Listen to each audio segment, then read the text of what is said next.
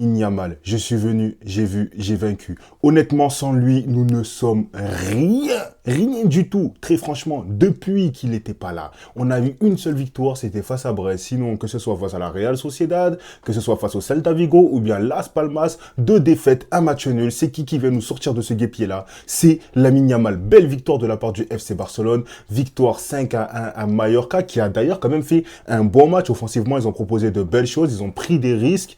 Ça pouvait payer à certains moments, mais on a eu quand même une défense assez solide, même si on pouvait avoir peur à certains moments. La première mi-temps qui était quand même vachement compliquée, mais en deuxième mi-temps, ça y est, c'était en roue libre. D'ailleurs, l'entrée de Pau Victor, on va en parler, on va parler de pas mal des choses, notamment vraiment, en tout cas, la performance de Lamine Yamal qui est encore une fois soulignée, la performance de Rafinha. On a vu pas mal de choses, on parlera également de ce qui se passe avec le Real Madrid, parce qu'on sait très bien que maintenant, c'est le Real Madrid qui est quand même en position avantageuse. Et qu'est-ce que ce match-là change donc pour le FC Barcelone? Sifli qui part sur une compo type à une exception près, et je pense que personne ne s'y attendait, c'était la titularisation de Ferran Torres. Et je peux parier tout ce que vous voulez.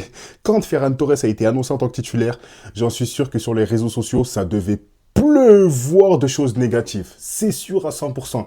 Mais il a activé le mode Shark. Et oui, disons-le clairement, Ferran Torres active le mode Shark, permet au FC Barcelone de normalement commencer de la meilleure des manières, mais ça n'a pas été le cas. D'ailleurs, je ne vais pas longuement non plus parler de Ferran Torres, mais en vrai, il ne fait pas un mauvais match, il fait un match assez correct, j'ai envie de dire, mais il y a deux occasions, je pense qu'il aurait vraiment pu en transformer au moins une, et je crois que c'était sur deux passes de Rafinha, donc c'est assez dommage parce que franchement, il aurait pu mettre un doublé, il aurait pu mettre un triplé. Ça n'a pas été le cas. Donc voilà, je pense que pour un retour, il fait un bon match. Maintenant, voilà, moi, j'ai pas de grandes attentes quand même envers Ferran Torres. Et je pense que beaucoup d'entre vous aussi ne le nions pas. Mais voilà, match correct de la part de Ferran Torres. Mais très franchement, quand même assez étonné du choix de Hansi Flick, Lewandowski qui ne rentre pas. Alors qu'est-ce qui s'est passé? Est-ce qu'il est puni par rapport à son dernier match ou quoi que ce soit? Lui qui est quand même l'actuel Pichichi est temporaire, évidemment la saison est encore assez longue. Mais Lewandowski pas titulaire, donc je pense qu'il aurait pu marquer un doublé dans ce match-là, honnêtement. Mais voilà, ça fait du bien aussi de voir une équipe un peu différente. On va parler de l'entrée quand même de Pau Victor, qui a été incroyable. Je ne pensais pas que c'était un joueur aussi rapide. Très franchement, il est décisif sur le but de Jong. C'est lui qui fait l'action, c'est lui qui fait la course. Il est décisif sur son but. Et on fait le parallèle tout de suite avec Lamine Yamal, les gars.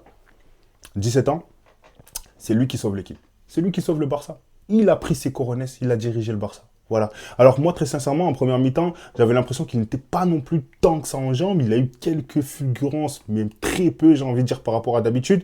Je pense qu'il a quand même besoin de temps pour retrouver son rythme. Il loupe une action assez franche, voire même très franche, sur une passe de Rafinha. Rafinha qui fait un très beau match, hein, au passage. Mais ensuite, en deuxième mi-temps, ça allait beaucoup mieux, tout simplement parce que c'est lui qui est à l'initiative du deuxième but, étant donné que c'est lui qui provoque le penalty. Le troisième but, l'extérieur, s'il vous plaît, quel bijou. Mais quel bijou, incroyable. Et pareil pour le but de Pau Victor, c'est lui encore une fois. Donc, tu vois l'importance d'avoir, en fait, dans cette équipe-là, un ailier qui est perturbant, qui dribble, qui sait éliminer, qui sait prendre la profondeur. En fait, il sait tout faire, mais surtout, il attire tellement de joueurs vers lui que ça laisse de l'espace de l'autre côté. Mais surtout, sa vision du jeu est énorme. La passe qu'il fait pour Rafinha, elle est millimétrée, elle est calculée. Et oui, c'est pour ça que j'ai dit, je suis venu, j'ai vu, j'ai vaincu. Veni, vidi, vici. On sait tous qui a dit ça. Jules César, c'est lui, c'est sa descendance, les gars. Non, je rigole, évidemment. Mais Lamine Yamal, grand joueur. Trop, trop grand joueur. Beaucoup trop important dans cette équipe du FC Barcelone. On a eu aussi le retour de Dani Olmo en tant que titulaire. Franchement, je ne l'ai pas trouvé si exceptionnel que ça. Par contre, un joueur que j'ai beaucoup apprécié dans ce match-là, c'était Alejandro Balde. Première mi-temps, franchement, pour moi, c'était un des joueurs qui sortait du lot. Je l'ai trouvé bon dans les combinaisons. Il aurait même pu avoir une passe décisive sur... je crois que c'était Ferran, c'est la passe qu'il fait pour Ferran Torres. Donc, très franchement, gros match de la part de Baldé.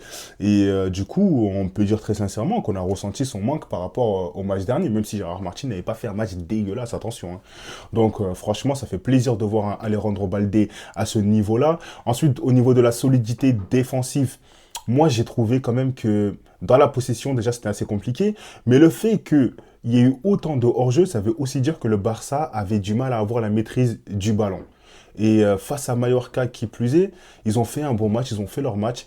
Mais c'est vrai qu'à certains moments, ils étaient 3, 4 en situation de hors-jeu. C'était assez compliqué à un moment donné de juger certains hors-jeu. Mais le premier but qu'on se prend, tu le vois, par exemple, avant, tu as 2, 3 hors-jeu au bout de 5 minutes. Tu te dis, wow, le Barça, quand même, il laisse pas mal d'espace. C'est assez compliqué. Le milieu de terrain, je trouvais qu'ils avaient du mal à se trouver, que ce soit Casado, Pedri et Dani Olmo. Après, ça allait mieux en seconde période. Mais c'est vrai que Dani Olmo, pour le coup, je l'ai trouvé en dessous. Pedri, c'est pas un de ses meilleurs matchs, ça c'est sûr.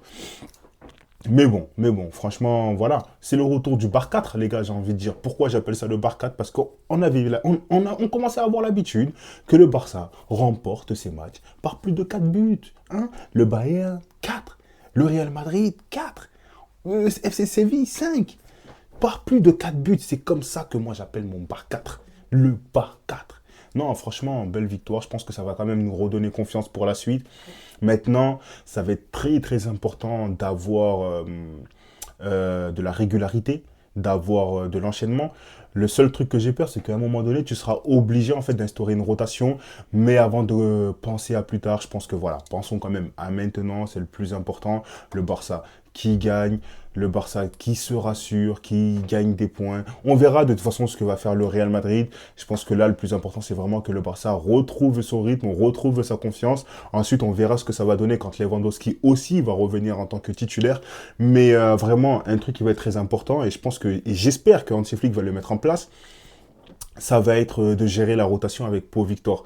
Parce qu'on se souvient tous, en tout cas pour ceux qui ont suivi la pré-saison, Pau Victor, il avait fait des matchs incroyables. Je crois qu'il avait marqué à tous les matchs de préparation, sauf un peut-être si je me trompe. Mais il s'est montré extrêmement important. D'ailleurs, on se souvient même de son doublé face au Real Madrid lors du Classico amical. Donc j'espère vraiment qu'il va lui donner un peu plus de continuité, sachant que déjà Ferran Torres, lui, revient de blessure. Ansu Fati, lui, par contre, s'est blessé. Et Lewandowski, qu'est-ce que c'est? Alors, est-ce que c'était pour le reposer ou est-ce que c'est un manque de confiance ou tout simplement pour lui donner une leçon? Et aussi l'entrée de, comme je l'ai dit, Frankie de Jong, voilà, qui marque son but. Je pense que ça fait du bien de le voir avec ce sourire-là. J'espère qu'il va être dans un meilleur rythme, dans un meilleur dynamisme, parce que c'est important. Et pour revenir également sur la première mi-temps du FC Barcelone, je suis désolé, je m'éparpille beaucoup parce que j'ai vraiment pas mal de choses à faire là. Mais c'est vrai que la première mi-temps, moi, elle m'avait beaucoup inquiété et j'ai ressenti un gros manque d'intensité de la part du FC Barcelone. À certains moments, je l'ai senti nonchalant quand même. Donc, je pense qu'au niveau de l'attitude, sur certains aspects du jeu, il va falloir se reprendre et très vite si on veut pouvoir comment dire, se rassurer vraiment avant le match contre l'Atlético Madrid, qui est encore dans un petit moment. Mais voilà, ça va être très important pour le Barça de retrouver une confiance, un dynamisme et surtout une attitude très favorable. En tout cas, c'est la fin de cette vidéo. Les amis, n'hésitez pas à vous abonner, à liker la vidéo. Ça fait toujours extrêmement plaisir, pardon. Et surtout, à réagir dans les commentaires. Alors, je vous dis à très bientôt. Ciao.